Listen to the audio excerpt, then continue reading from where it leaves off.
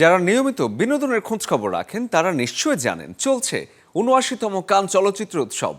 ফ্রান্সের সাগর পাড়ের শহর কানে আয়োজিত এই উৎসবে আছেন সহকর্মী শাহরিন জেবিন। তার কাছ থেকে জেনে নেব নবম দিনের আয়োজনের আদ্যোপান্ত।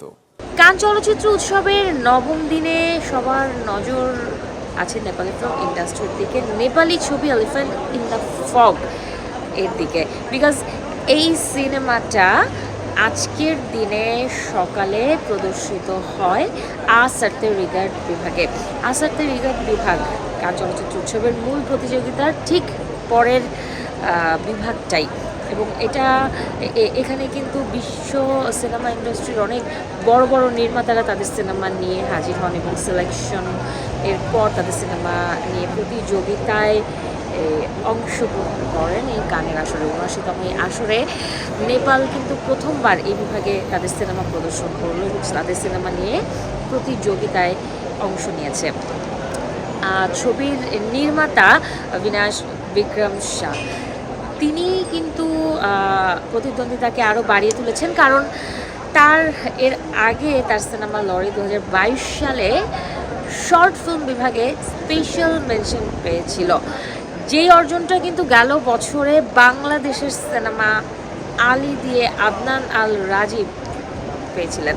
এবছরে অবশ্য হতাশার যে দুঃখের কষ্টের আমরা বাংলাদেশের কোনো সিনেমার কোনো প্রতিযোগিতা বিভাগে তেমন কোনো বড় কোনো অংশগ্রহণ আমরা দেখিনি।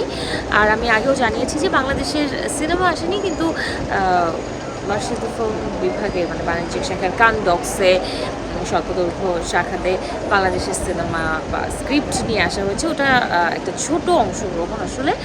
তো আরেকটা বিষয় জানিয়ে রাখি যে বাংলাদেশের যেমন কোনো প্যাভিলিয়ন নেই, এবছর আমি নেপালেরও কোনো প্যাভিলিয়ন পাইনি। তবে নির্মাতা তার টিম নিয়ে দিন ৫ আগেই এই ভ্যানুতে হাজির হয়েছেন, এই খবরটা আমি জানি।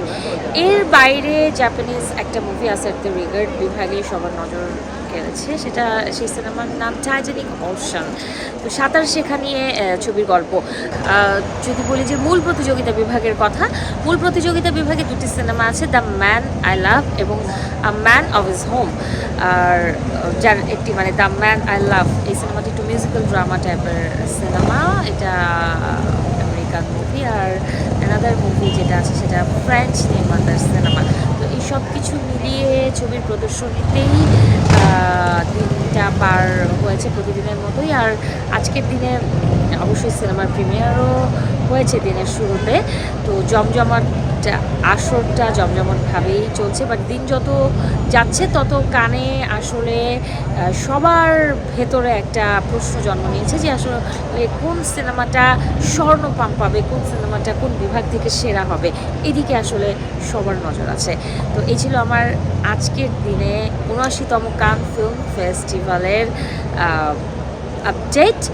বিনোদন এবং লাইফস্টাইলের সব খবর জানতে দর্শক আপনারা যুক্ত থাকুন চ্যানেল 24 এর এন্টারটেনমেন্ট এবং লাইফস্টাইলের ফেসবুক পেজ এবং ইউটিউব চ্যানেলের সাথে।